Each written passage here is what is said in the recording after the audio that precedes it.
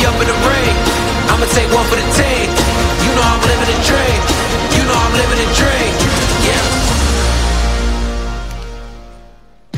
La Roca Team au Final Four, ça y est, c'est validé et c'est au programme de Rocasphère aujourd'hui.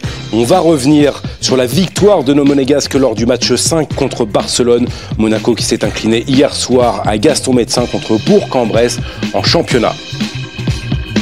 On va évidemment se projeter sur le Final Four et sur cette demi-finale qui attend la Roca Team contre l'Olympiakos à Abu Dhabi. Un adversaire que Monaco connaît bien puisque c'est le même qu'il y a 2 ans lors du Final Four à Kaunas. Défi immense face à la meilleure équipe de saison régulière. On fera également un focus sur l'autre demi-finale qui opposera le Panathinaikos à Fenerbahçe. Les Grecs, champions en titre, visent le back-to-back. Ils ont décroché leur billet pour Abu Dhabi lors du match 5 face à l'Anadolu Efes Istanbul. Ravi de vous retrouver sur le plateau de Rocasphère, votre rendez-vous basket tous les lundis 19h50 sur TV Monaco. Avec moi ce soir, il est classique, il ne bouge pas, mon 2 majeur, avec Johan Cherami et Ben Monclar. Comment ça va les amis? On a retrouvé le sourire, on l'avait perdu la semaine passée. C'est vrai, on a eu le sourire, on l'a perdu, on l'a retrouvé Ben. Exactement, salut tout le monde, ravi d'être là. Fait du bien. Ce Final Four donc de Monaco qui vous sera proposé en direct. Vous en avez l'habitude, les matchs de la Roca Team en direct sur TV Monaco. Demi-finale donc face à l'Olympiakos à suivre le vendredi 23 mai en direct à 20h avec évidemment, vous en avez l'habitude maintenant aussi depuis les playoffs, l'avant-match et l'après-match. On vous donnera également rendez-vous le dimanche 25, que ce soit pour la finale ou pour la petite finale. Ça dépendra donc de ce match contre l'Olympiakos. On commence cette émission, messieurs, avec cette tragédie qui a eu lieu à 3h du matin dans la nuit de samedi à dimanche. Le minibus de l'équipe de National 3 de l'ASM qui a connu un terrible accident de la route sur l'A8 en direction de Nice. L'équipe qui revenait d'un match à l'extérieur. Une enquête est en cours pour déterminer les circonstances de l'accident. 5 personnes de l'équipe ont été blessées, 3 joueurs, l'entraîneur et le chauffeur du minibus, et puis un décès. Celui du jeune joueur de 17 ans, Lorenzo Renou, régulièrement convoqué avec les espoirs de la Roca Team. Un hommage a été rendu hier à la salle Gaston Médecin avant le match de la Roca Team contre Bourg-en-Bresse. TV Monaco transmet toutes ses condoléances à la famille du joueur et un énorme soutien à tous les membres de l'ASM Basket en ces jours difficile. Messieurs, après cette terrible nouvelle, on va se redonner un petit peu de sourire. On va revenir sur la performance de la Roca Team avec les Vals.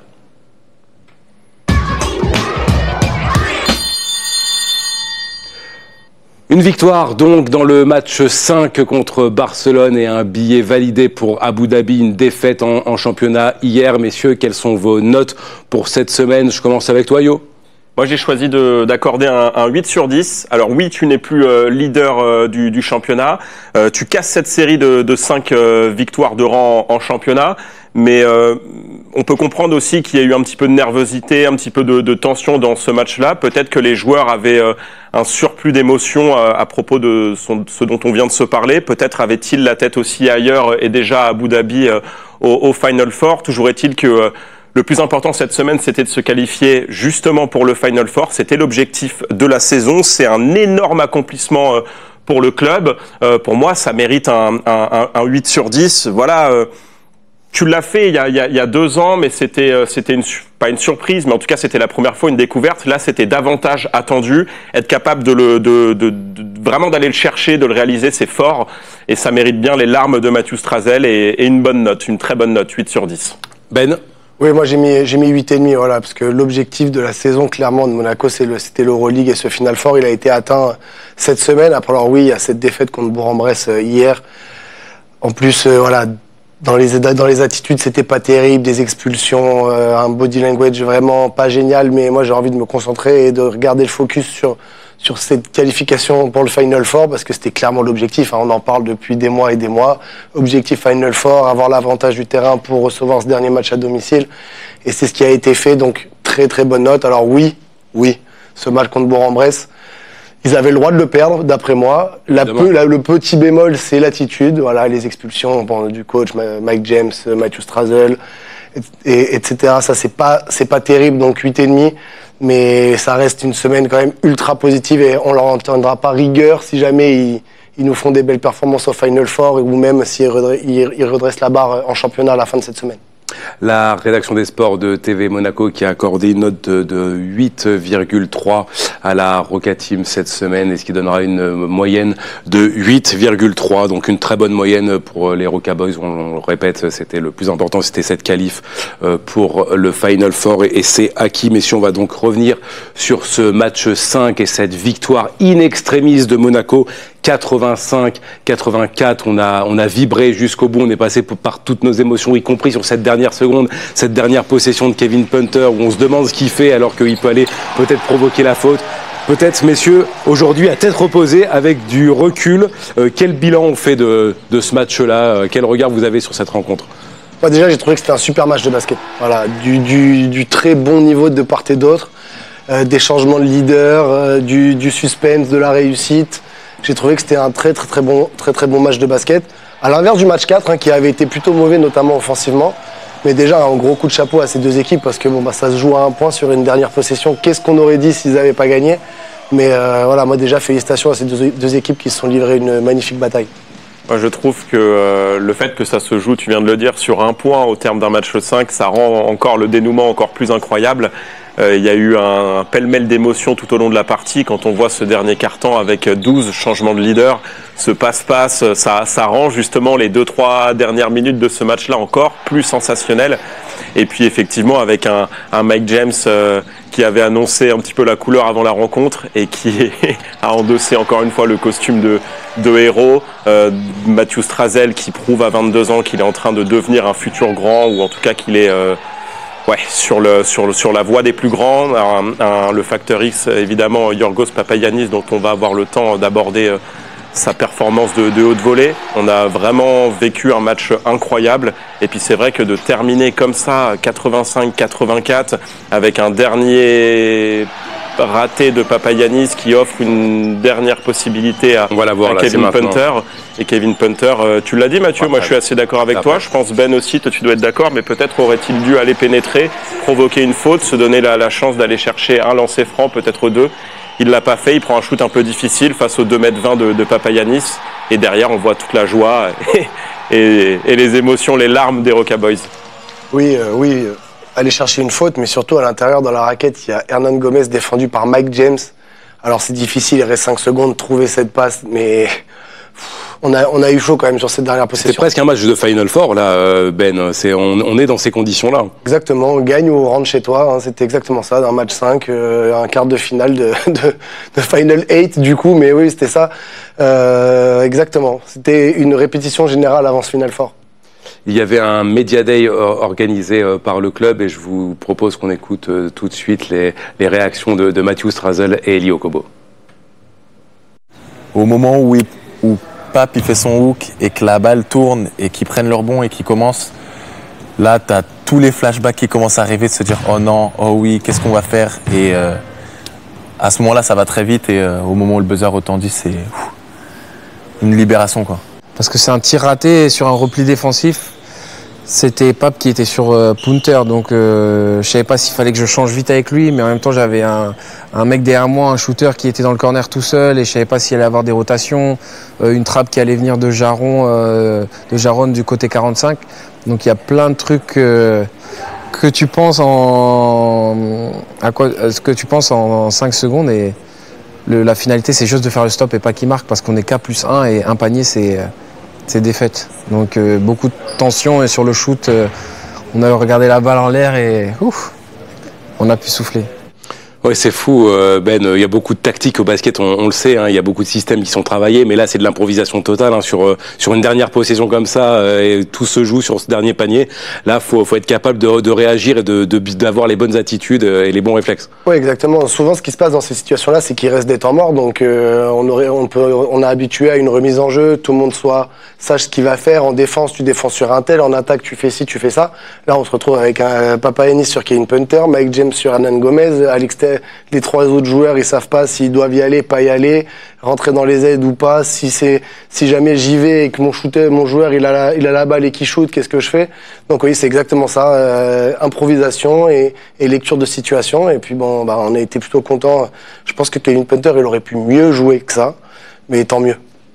Il y a évidemment un joueur dont on doit parler. On s'attendait sans doute pas à en parler aujourd'hui de lui, parce qu'on ne le voyait plus depuis des semaines et des semaines dans le groupe en Euroleague. C'est Yorios Papagiannis, Johan, qui nous a livré une prestation absolument incroyable.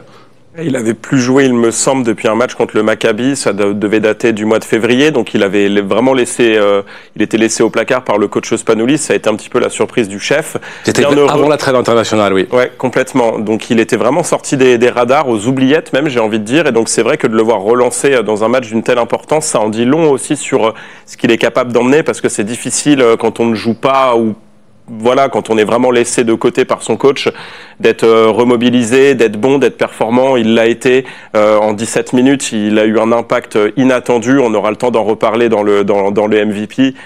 Sans dévoiler évidemment mon choix, ce sera mon MVP. Donc je vais pas déballer toutes mes billes tout de suite. On va en garder un petit peu pour la suite. Mais effectivement, il est sorti du placard au meilleur moment et il a réalisé un match vraiment incroyable des deux côtés du parquet. Le facteur X. Le facteur X, et c'est ça aussi le très haut niveau, Ben, c'est être capable de, voilà, il était mis de côté, il jouait en championnat de France, il était très bon en championnat, il est resté prêt, il était prêt. Et ça, rester prêt dans sa tête, mobilisé, on sait pas ce qui va se passer, le coach fait appel à toi, il faut tout de suite être bon, instantanément, parce que si jamais tu joues pas depuis 3 mois, que tu rentres et que t'es pas bon, regardez pourquoi je le fais pas jouer aussi, donc ça aurait été possible, mais non, il a été prêt, il a mis des shoots, il a pris des rebonds, et puis surtout sa taille. Voilà, il a réussi à matcher avec la taille de Yousfal, voire Hernan Gomez, et sans faire de faute, quasiment. C'est ça, on était en grande difficulté là-dessus depuis le début de cette série, il nous avait impacté et c'était difficile. Daniel Theis, on lui doit beaucoup, il y a aucun souci, mais sur cette série, ça a été difficile pour lui physiquement. Mam, du très bien, du moins bien, et puis lui il est arrivé et il est sorti. Oui, et puis on a l'impression qu'il a son 100% à 3 points, on a l'impression qu'il rentre un 3 points, un deuxième 3 points, et qu'il est complètement libéré, il peut rien lui arriver. Il adore les matchs 5 à Gaston Médecin. Voilà, on se rappelle de lui l'année dernière. Oui. On peut se rappeler de lui l'année dernière. C'est étonnant de le voir jouer si relâché. Parce que normalement, tu as un petit peu de pression quand tu es relancé dans un match de cette importance-là. Et non, on l'a senti vraiment assez tranquille. Moi, j'ai même en mémoire, à un moment donné, il a Dario Brizuela qui est sur lui. Et il provoque la perte de balle de Dario Brizuela parce qu'avec ses 2,20 m, il bouge dans tous les sens. Et à un moment donné, il a aucune solution de passe. Donc en plus d'avoir tenu la dragée haute au duo Willy Hernan Gomez et Yousfal, en plus, il est venu gêner Kevin Punter, il est venu gêner Brizuela. Donc il a apporté encore plus que simplement marquer des 3 points. Et voilà, ça a été... on se répète, mais le facteur X, vraiment. Yorios Papagiannis, qu'on a aussi eu la chance d'avoir lors du Media Day au lendemain de la victoire contre Barcelone, et il le confirme, messieurs, il était prêt. The first thing I said, I was ready to go. I was really focused. I was looking how the game was going. That's it. I was very excited. Let's say the adrenaline got really high. Yeah, I was trying to help. As I said, I was preparing every day. Shots every day to practice, after practice, doing my weights, doing my running, to be 100% ready and to be the, let's say, game-like situations the possible I can. Ben, est-ce que la performance de Yorios Papagiannis peut rebattre un petit peu les cartes, potentiellement voir un Daniel Theis être décalé au poste 4? Je sais que beaucoup d'observateurs dans le basket aimeraient le voir être testé à ce poste et permettre à Mam et à Yorios Papagiannis de jouer en 5. Éventuellement, oui, ça c'est tout à fait possible. Après, rebattre les cartes, qu'est-ce que ça veut dire? Est-ce que ça veut dire le mettre dans le 5? Je ne pense pas, mais en tout cas, rentrer dans cette rotation, oui, c'est clair et net. Je vois pas Spanoulis ne pas le faire jouer lors du match contre Olympiakos. Voilà, on en parlera un peu plus tard, mais c'est aussi une équipe où il y a de la taille à l'intérieur. Donc forcément, je ne comprendrais pas qu'il ne soit pas au moins essayé à un moment donné. Bravo évidemment à Papagiannis pour sa performance, mais il faut aussi féliciter le coach, messieurs. C'est le choix payant aussi de Vassilis Spanoulis qui a fait confiance à son joueur, qui l'a gardé concerné en championnat et qui a été le chercher au meilleur moment, Ben. Tout à fait. Voilà, bravo à Spanoulis. Il a réussi à le garder concerné, comme tu viens de le dire. Et voilà, si jamais il a été aussi bon et comme vous disiez, relâché, sans pression, c'est sûrement aussi parce que Spanoulis l'a mis dans ces dispositions-là. Donc oui, félicitations. On va lancer tout de suite une petite interview, messieurs. On a eu Mike James et Vasilis Spanoulis en conférence de presse après la rencontre et vous allez voir les deux joueurs qui se rendent un petit peu hommage l'un l'autre. On sent beaucoup d'admiration. It's another check off the box, for sure. And I also wanted to get there for Coach over here because this is his first year coaching, and I played against him for a long time, known him for a long time, and you kind of want to.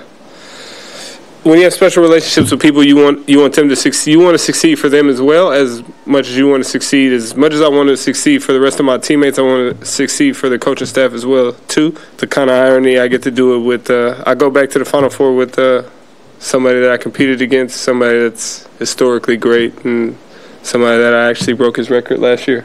So it's great. I think it's a poetic moment, but it's not finished. I'm very proud for Mike. I'm very proud because, we have a lot of discussions, a lot of talking, and I always be honest on him. I talk to him always from my personal experience. And this helped me a lot to give him, I think, the right advices. Because when I talk to him, it's like I talk to myself. So Mike today, he trusts his teammates. He shared the ball, he trusts his teammates. Even in last possession, he passed the ball to GP. He was very, very, very calm. And the most important for Mike is always great players have to don't afraid the moment. That's why he's Mike. And he didn't afraid the moment and he make always the right decision. Magnifique échange donc entre le coach et son joueur. Je vous propose qu'on retrouve tout de suite Vasilis Spanoulis, messieurs, puisque Sylvie Ferreira et Anthony Casal étaient présents dans les vestiaires à la fin de la rencontre. On vous propose de vivre cette séquence en live.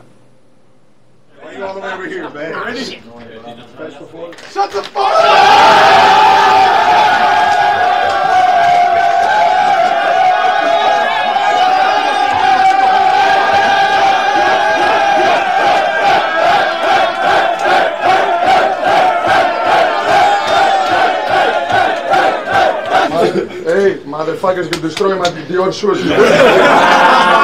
Hey, I forgot no one's for you. I'm very proud for our organization. I'm very proud of you. This is a huge accomplishment for this organization against one very good opponent. You deserve a lot. And now we have 2 more wins. If the first goal was to be in the playoffs, second to be in the Final Four, and now we have to go there to fight for 2 more wins. Okay, hey, you have 2 days off, tomorrow and Thursday.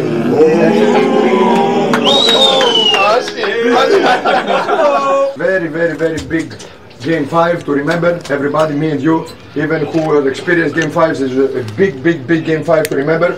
And I really speak from the bottom of my heart. I'm very, very, very, very proud for this organization and for you guys. You deserve everything. It's your accomplishment. Players play the game. Congratulations for everything. Congratulations. Yes, sir. Hey. Come here together. Come here. Let's go. Allez. Monaco!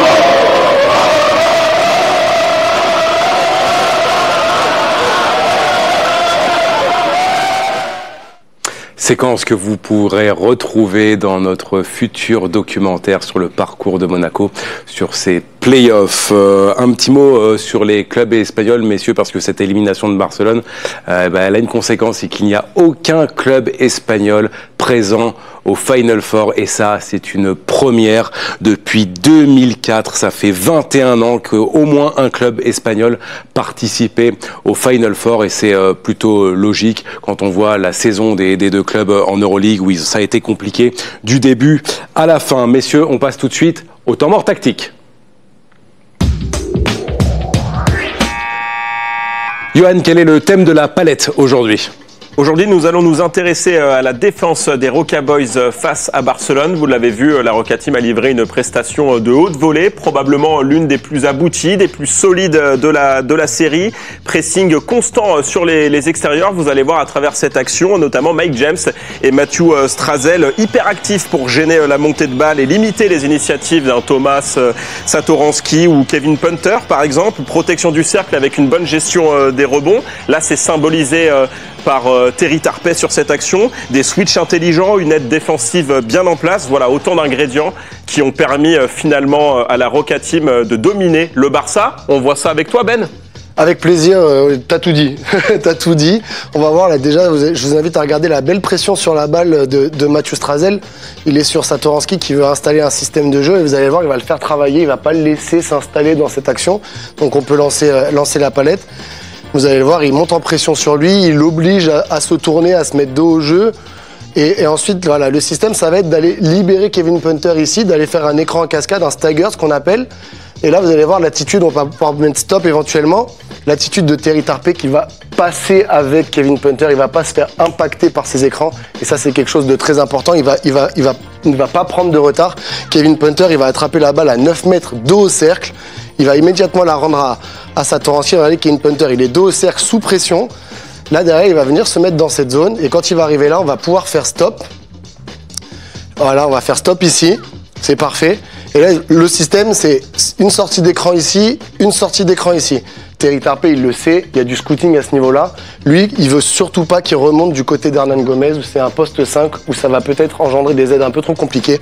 Il préfère le faire sortir du côté de Jordan Blossomgame, où on connaît ses qualités défensives. Donc vous allez le voir, il prend du retard, mais c'est pas grave. Il appelle le changement, on l'a vu.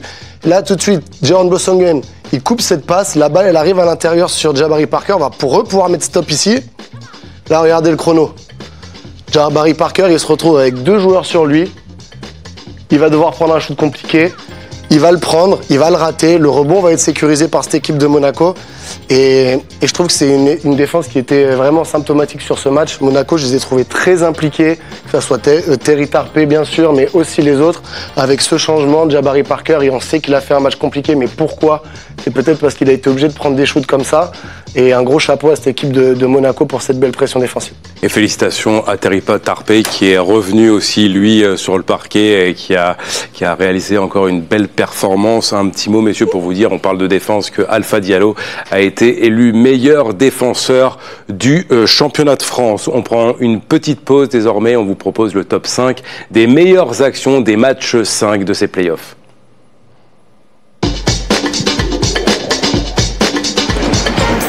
Pour l'instant, ils sont dans les clous de leur 4e match. Où à l'image de Monaco, ils en avaient perdu, je pense, autour de 18-19. Bonne passe. Et voilà! Il veut participer à la fête, lui qui a été mis au placard. Not going to stop him the whole time, though. He's going to explode. They need to be worried about what they can do offensively more than stop him. Wenyen Gabriel elevating and levitating on this LED stage. And look who's on the other side. And it's Oswin on the other side, back in the game. Listen, he averages about 0.5 assists a game. He's not going to dish it off. Make him put it on the ground, put him into trouble. Don't let him open that 3. Poirier, luck out as he is fouled on his flight path. Au départ. Touché. Ah non, NBA. Ah, NBA. Ouais, non, mais sinon, en Europe, il n'a joué qu'avec le FC Barcelone, effectivement. Aïe, aïe, aïe, celui-là magnifique.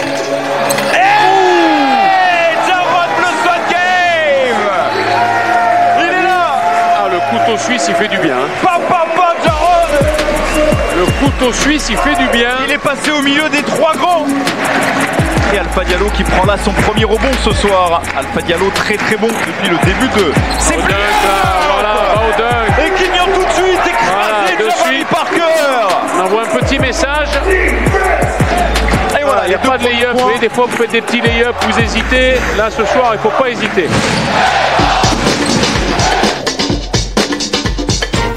Oui, Alpha Diallo qui avait décidé de montrer à Barcelone que cette rencontre serait très difficile. Messieurs, dégainez vos MVP. C'est l'heure de la Roca Jauge. On va commencer avec toi, Ben. Quel est ton MVP pour cette semaine? Mike James. Voilà, Mike James, moi je l'ai trouvé rayonnant pendant ce match contre le Barça. Très fort au début de match et puis cette fin de match ultra clutch, voilà, 20 points, 5 passes décisives, 19 d'évaluation, voilà, des shoots hyper compliqués, voilà, on se rappelle de celui-ci. Donc oui, il y a ces attitudes contre Bourg-en-Bresse hier qui sont pas terrible où il se fait expulser, aucun problème. Mais nous, ce qui comptait cette semaine, c'était ce match. Et puis voilà, regardez-moi ça. C'était parfait. Donc voilà. Merci Monsieur Mike James et félicitations. Du grand Mike James, comme tous les matchs de ces playoffs pour Magic Mike qui a été impeccable du début à la fin. C'est le Mike James qu'on attend évidemment au Final Four. Il avait déjà été sur le dernier mois pour réussir à se qualifier justement, enfin maintenir le top 4. Et là, il a encore prouvé sur cette série qu'il est quand même au-dessus. Johan, on connaît déjà ton MVP, mais on va te laisser développer quand même. Oui, Yorgos Papagiannis, on le disait un petit peu laissé de côté depuis l'arrivée de Daniel Theis, boudé par son coach. Pas une seule minute sur les 4 premiers matchs de cette série. Voilà, il a été sorti du placard et il a réalisé, il y a match XXL, il est un peu le héros de la qualification. Vous voyez sa ligne de stats, on en a un petit peu parlé tout à l'heure, 17 points, 100% à 3 points, 5 rebonds, 21 dévals. Il permet aussi à son équipe de faire un gros dernier quart-temps. Il met 10 points dans le dernier quart-temps. Et puis voilà, en défense, je disais tout à l'heure, sa taille qui a quand même énormément gêné le duo Hernan Gomez-Fall. Puis j'ai une stat à vous donner. Les Catalans ont eu 85% de réussite à 2 points lorsqu'il était sur le banc et moins de 50% quand il était sur le parquet. C'est dire s'il a été décisif et dire quel impact il a eu dans ce match-là. Mike James face à Yorgos Papagiannis, messieurs, on va vous départager tout de suite avec un quiz de rapidité. On va faire le bilan de ces playoffs sur les joueurs qui ont marqué ces playoffs. On va parler en moyenne systématiquement. Et j'espère que vous êtes prêts. Ça commence dans 3, 2, 1. C'est parti. Quel est le meilleur marqueur de ces playoffs? On parle de moyenne. Vezenkov. Non. TJ Short. TJ Short avec 21,33. Quel est le meilleur passeur? TJ Short. Shane Larkin. Non. Mike James. Mike James, un partout, avec 6,4 passes. Meilleur tireur à 2 points. Mike James. Non. Sacha Vezenkov. C'est sûr, c'est un grand. À 2 points. Peut-être Ace Davis. Pensez à celui qui a marqué le plus de 2 points aussi en saison régulière. Alpha Diallo. Non. Ça aurait pu être lui. C'est pas Papagiannis du coup. On va passer, c'était TJ Shorts, messieurs. Meilleur tireur à 3 points. Vezenkov. Non. Alpha Diallo. Non. Meilleur tireur à 3 points. Ace Davis. Nadjirifi. Non, mais on était sur le bon club. Biberovic. Tariq Biberovic, 2-1. Meilleur rebondeur. Meilleur rebondeur. Hernan Gomez. Juancho Hernan Gomez avec 8,80. Meilleur contreur. Yusfal. Non, c'était Vincent Poirier et j'allais demander le meilleur intercepteur, c'était Andrés Félix après du Real Madrid. C'est une victoire de Ben et donc Mike James qui est élu MVP de la semaine de la Rocast Fair. On vous rappelle donc ce Final Four à venir à Abu Dhabi. Rendez-vous le 23 mai prochain en direct sur TV Monaco. Coup d'envoi 20h Olympiakos Monaco avant match et après match comme lors de ces playoffs. Ce sera en compagnie évidemment de Johan et de Ben. On passe à la suite. Messieurs, on attaque le dernier quart-temps. On va se projeter sur ce Final Four, messieurs. Maintenant, on a vu ce qui s'est passé du côté de Barcelone. On va maintenant se tourner vers la Grèce, puisque c'est un adversaire coriace qui attend Monaco, messieurs, avec la meilleure équipe de la saison régulière, celle qui a dominé, on va dire, l'essentiel de la saison, l'Olympiakos. Ça va être un très très gros match, Ben, avec il y a déjà eu 2 belles oppositions en saison régulière. Oui, un partout, balle au centre. Voilà, maintenant ces équipes, elles vont s'affronter sur terrain neutre, c'est parfait. Ça va être dur, bien sûr, mais c'est un Final Four et je pense que c'est jouable pour cette équipe monégasque. Il va falloir être sérieux, il va falloir être consistant et constant, mais je pense que c'est envisageable d'accéder à cette finale. Et Johan a une équipe que connaît bien Monaco puisque c'était l'adversaire justement du Final Four il y a 2 ans. Et on a regardé les effectifs du côté de l'Olympiakos, ça n'a pas beaucoup bougé. Hein. Je les ai sous les yeux, oui. Alors on va rappeler donc effectivement les retrouvailles. Donc l'Olympiakos avait battu 76-62 Monaco. Et quand on s'intéresse effectivement aux 5 majeurs, on voit Mousfal, on voit Sacha Vezenkov, on voit Papa Nicolaou. Et côté monégasque, Mike James, Jordan Lloyd, Dimo était là, Elio Kobo. Oro, Jaron Blossom Game, Alpha Diallo, Matthew Strazel qui n'avait pas joué mais qui était là, le jeune Matthew. Donc finalement, c'est une vraie revanche du coup pour le coup. Ben oui, parce que finalement les 5 majeurs, en tout cas les effectifs, n'ont pas bougé tant que ça. Vraiment, quand on compare les 5 majeurs 2025 exactement et 2023. Mais ce qui avait coûté le match, c'était ce 3e quart-temps et une gifle 27-2. Et là, en plus, il y a un Evan Fournier qui a débarqué en Euroleague et qui fait très très mal aussi en Grèce. Oui, on voit son importance. Il n'a pas joué un match pendant ses playoffs et ils ont perdu. Le seul match que Evan Fournier n'a pas joué, cette équipe, elle a perdu. Mais oui, ce 3e quart-temps, on s'en rappelle, c'était horrible à regarder, ils y arrivaient plus, c'est les Monégasques, 27-2, et ils avaient mis énormément de temps à marquer. Je me demande même pas si c'était pas des lancers francs, ils n'avaient pas marqué un panier pendant ce quart-temps. Je suis pas sûr de moi, mais je crois. Et oui, tout à fait. Par contre, quand tu vois ce qu'ont été capables de faire Matthew Strazel et Mike James face à Kevin Punter, tu sais, dans le fait de le gêner, de leur rendre un peu la copie difficile, peut-être qu'ils arriveront à le faire face à Evan Fournier. On sait qu'Evan Fournier, il est capable de prendre des shoots de partout, mais quand il est un peu gêné, quand il est un peu moins dans le confort, il peut faire un match à 4 sur 15 et ce serait bien ce soir-là qu'il le limite un petit peu dans son évidemment, influence. mais le problème c'est que là on parle d'un seul joueur, mais il y en a plusieurs à surveiller. On va en parler. Il y a un joueur, on en parle depuis des semaines, depuis des mois même, je pense. Mais c'est Sacha Vezenkov, évidemment, ce monsieur plus de l'Olympiakos qui a été élu MVP des playoffs. C'est le premier MVP d'ailleurs de l'histoire des playoffs. Et Sacha Vezenkov, c'est complètement mérité. 22,8 déval de moyenne sur les 4 rencontres face à Madrid. Ben, c'est un énorme danger. Lui qui a été MVP il y a 2 ans déjà de l'Euroleague. Oui, c'est ça. Et puis, on le répète, ce joueur-là, il est fascinant. Moi, j'adore le voir jouer parce qu'il est toujours alerte. Il propose toujours des solutions aux porteurs de balle. On dit qu'il pue le basket, c'est oui, ça? Exactement. Il sent les coups. En foot, on pourrait dire un rat des surfaces. Il est toujours là, au bon moment, au bon endroit. Il va prendre un rebond off, il va marquer. À 3 points, il est capable de tirer de très très loin sans poser la balle au sol en catch and shoot, des backdoors, voilà, c'est du basket. C'est génial pour des porteurs de balles de jouer, pour des meneurs de jeu de jouer avec des joueurs comme ça parce qu'ils donnent du spacing sur le terrain et surtout ils apportent des solutions tout le temps. L'Euroleague qui a rencontré le MVP de ces playoffs et qui vous propose ce petit portrait de Sacha Vezenkov.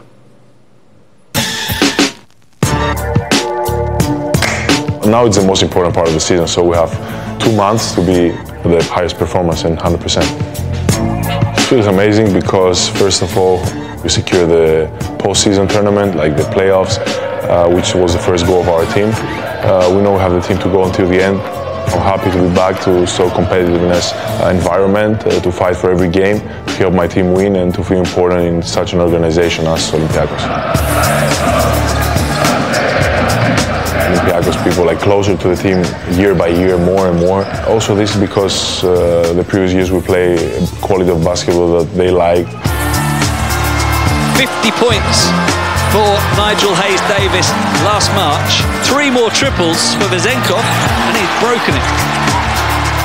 That was a historical game, great game. The what-if game because, with the 2.5 minutes, it was those nights that you feel great. I was feeling great. Whatever I shoot, was going in. Sasha Vezenkov, he's still on the hunt for this record. I think I had chances, 6 points for 2.5 minutes. It was from those nights that I remember for my whole career. People maybe don't know that I can pass the ball, but I think I can. And it was a little bit weird because at the beginning I thought to finish it, but I saw Wayne Gabriel, who's a great great defender, great shot blocker. So I just said I have to pass somewhere. So I said, I hope someone is behind me. I saw Costas. Vezenkov with the now you see it, now you don't know, the magic from Sasha. We played together for 4 years with Mustafa and 5-6 years with Costas. 3 of us, if you can see, we have a lot of passes between each other. Usually them to me, but those 2 plays was vice versa. They know how to pass the ball, I know how to move, so we know each other well, so we know where we have to pass the ball, where we have to move, and this makes things more simple. Ben, on se met du côté de Monaco un petit peu cette fois-ci. Quelles vont être les clés de cette rencontre face à l'Olympiakos? Là, c'est un match sec, donc on ne sait pas exactement ce qui va se passer, mais ça va être contrôlé, tous ces shooters. Voilà, on l'a dit, Vezenkov, Fournier, Papanicolaou, on l'a vu contre le Real, capable de prendre feu à 3 points, et puis à l'intérieur, les deux tours jumelles, que ce soit Mousfal et Milutinov qui sont dominants à ce niveau-là. On a vu Monaco en difficulté avec Daniel Theis et Imam Jeïté face à la taille des Barcelonais. Là, ça va être un peu la même chose. Un Fall en pousse un autre. Il va falloir contrôler ça. Et après, sur un match, c'est une question d'adresse, de momentum, d'être bon au bon moment, ne pas tomber dans la frustration et surtout pas donner confiance à cette équipe de l'Olympiakos. Et Monaco qui a un avantage, c'est qu'elle a sur son banc un coach qui connaît parfaitement cette équipe, puisque Vasilis Spanoulis, vous le savez, a déjà remporté 2 fois l'Euroleague en tant que joueur avec cette équipe de l'Olympiakos. Et en conférence de presse, il lui a été demandé de réagir sur ce futur duel face à son ancien club. Everybody knows what means Olympiakos for me. You know, for me, this is my second home, and I spent there, like I told you before the game, Olympiakos, half of my career and more there, and with incredible love from the fans, from a lot of generation of fans, not only, you know, from babies until old men. So I will have this always in my heart and will never leave. But now I'm proud that I'm here with Monaco, and I will give everything for 40 minutes to win. Messieurs, intéressons-nous maintenant à l'autre demi-finale de ce Final Four à Abu Dhabi. Ce match qui aura lieu aussi le 23 mai entre Fenerbahçe et le Panathinaikos, le champion en titre qui a obtenu donc, messieurs, Johan, sa qualification lors du match 5 contre l'Anadolu Efes Istanbul. Une série incroyable avec cette fois-ci un dernier match où ils ont plus maîtrisé. Ouais, un petit peu plus de maîtrise, et pourtant avec un Kendrick Nunn MVP un petit peu plus discret, qui a quand même bien été... Sur toute cette série, très discret quand même. Sur toute la série, effectivement, on a vu une vraie bonne défense de l'Anadolu pour museler un petit peu le MVP Kendrick Nunn. Mais ouais, les soldats ont vraiment pris le relais, et puis Jerian Grant qui réussit 2 paniers là au moment de sceller vraiment la victoire en fin de match. Mais ça a été un petit peu décevant de voir Vincent Poirier. Et ce joueur, Cedi Osman aussi. C'est Cedi Osman avec 22 points, c'est lui, il me semble, qui termine avec la meilleure éval de son équipe et qui prend le relais d'un Kendrick Nunn un petit peu plus discret. Mais cette équipe-là, oui, elle a fait le travail à domicile avec quasiment 20 000 supporters qui ont été là pour pousser. Ça a quand même été serré. L'Anadolu Efes ont réussi à revenir un petit peu dans le match, mais le Panathinaikos quand même ont été globalement au-dessus, je trouve. Et dans l'expression collective, ça peut venir un peu de partout. Ouais, ils sont en train de retrouver l'équipe, la forme qui faisait d'elle une équipe vraiment redoutable il y a encore 1 mois et demi, 2 mois de ça, je trouve. Ben. Oui, je suis d'accord avec ce qui a été dit. Les équipes, de manière globale, les équipes avec l'avantage du terrain l'ont emporté.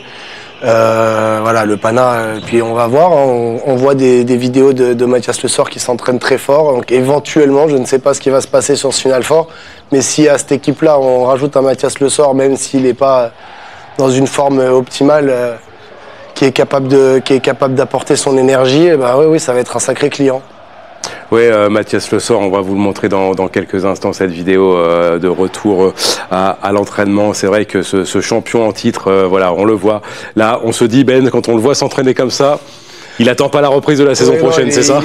Il attend pas août là pour revenir, donc après je sais pas ce qui va se passer, mais oui, le Pana très fort, mais attention parce que le Fener, ils vont pas déposer les armes facilement. On parle du meilleur pivot de la saison passée, Mathias Le Sort, médaillé d'argent aussi avec l'équipe de France au JO de Paris 2024, et cette équipe qui a aussi un joueur légendaire dans son effectif, Kostas Loukas, qui va participer à son 12e Final Four, messieurs. Lui qui a participé avec 3 clubs différents. Ça 6 reprises avec l'Olympiakos, 4 fois avec Fenerbahçe et donc 2 fois avec le Panathinaikos ces 2 dernières saisons. Il a été champion l'année dernière avec le Pana. Il va essayer de nouveau être champion cette saison. Le back-to-back attendu pour lui et pour Ataman qui connaît bien les back-to-back puisqu'il l'avait fait aussi avec l'Anadolu Efes Istanbul. C'est un tournoi de fin de saison pour lui, le Final Four. C'est un peu un tournoi de fin de saison, messieurs. Oui, et donc l'adversaire qui sera Fenerbahçe. Comment tu vois cette opposition, Ben? Pardon? cette opposition face à Fenerbahçe, l'adversaire. Ouais, c'est ça. Non, mais le Fener, moi, Jasikevičius, cette énergie qu'il a, et puis ce collectif, voilà, on en a parlé, Biberovic, Guduric, Baldwin et puis Ace Davis. Puis en plus dans leur salle avant pour se qualifier, magnifique. Mais là, oui, ça va être une opposition. Ils ont maîtrisé leur série face à Paris. C'était pas évident en plus. Aucun match où j'arrive à dire qui est favori. Vraiment, j'y arrive pas, je sais pas. Et bien malin qui pourra le dire. Johan? Moi, j'ai été impressionné de les voir faire ce sweep là face à Paris, pousser dans un match 3 en prolongation, mais quand même, je trouve qu'ils ont vraiment été d'un niveau, parce que Paris, il y avait beaucoup de joueurs qui les voyaient. Kendrick Nunn avait notamment annoncé voir Paris l'emporter face au Fener. On a été surpris de les voir remporter si facilement cette série. On disait, en parlant du PANAC, on sent qu'il y a quelques équipes qui ont dominé, notamment sur la majeure partie de l'Euroleague, la saison régulière, qui avait un petit peu fait tourner. Il y avait une gestion de l'émotion, des effectifs, de tout un tas de choses sur le dernier mois. Là, on sent qu'ils sont revenus en boulet de canon. C'est vrai que le Fener, ils sont en train ça peut être un match... Enfin, je suis un peu comme toi, c'est impronosticable, c'est deux des équipes qui ont le mieux joué cette saison, sur un seul match, c'est difficile à lire. Hein. Le Fener qui va participer à son 7e Final Four sur les 10 dernières années. C'est l'équipe la plus présente sur le Final Four avec le Real Madrid depuis 10 ans. Une seule victoire finale malheureusement pour les Turcs, mais c'est la continuité qui paye et surtout avec ce coach Šarūnas Jasikevičius qui participe pour la 5e année consécutive au Final Four et l'Euroleague vous propose de suivre aussi son portrait, le portrait du coach lituanien.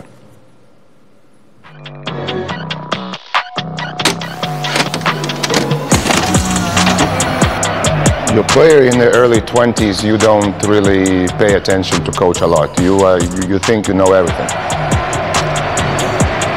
I was kind of coaching on the court when I was a player. When I was finishing my career, I already was thinking that maybe there's something that I would consider doing.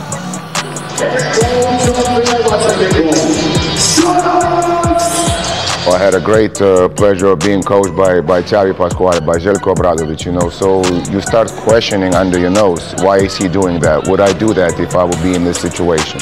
Okay, now we're having this type of practice. He's really, easy today. Oh, he's very aggressive today. Why? So you want to learn all these things and you already have a lot of things in your mind. Of course, I know more things right now because you learn and you watch the other coaches work. So many different situations every year. But when you make the transition, you have to do things yourself. You cannot copy. As a coach, you have to figure it out on your own, a lot of things.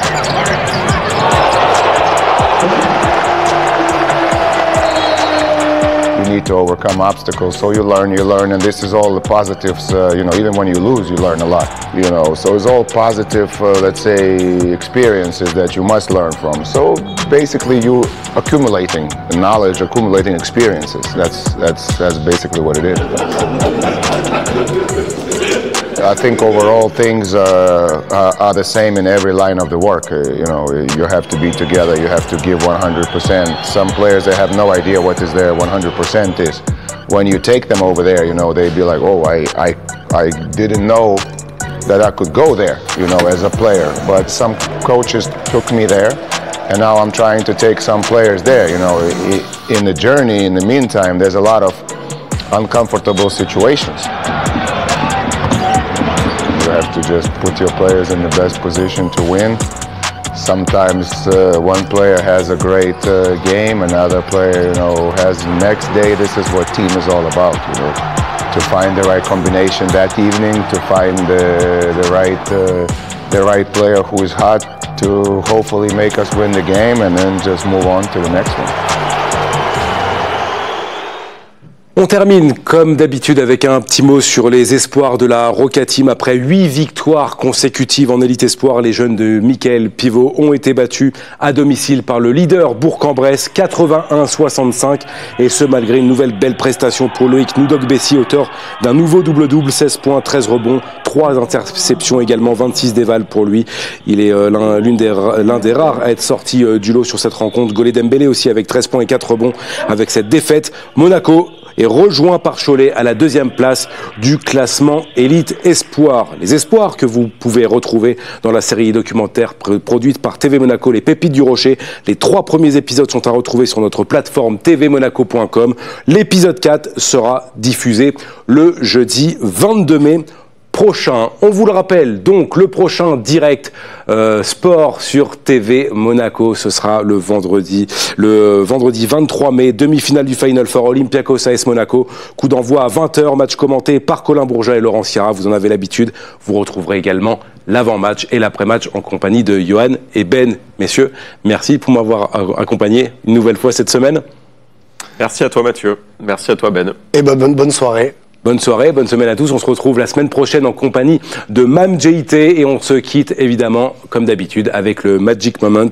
Hommage à Papa Yanis, parfaitement servi par Mike James. Bonne semaine à toutes et à tous sur TV Monaco. 74 partout. Et si c'était le moment? Et si c'était le moment?